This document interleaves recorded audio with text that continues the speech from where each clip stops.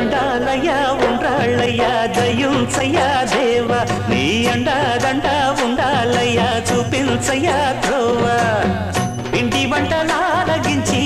తొండమెత్తి దీవిల్చయ్యా తండ్రి వలె ఆదరించి తోడు నీడ అందిల్చయ్యా ఓ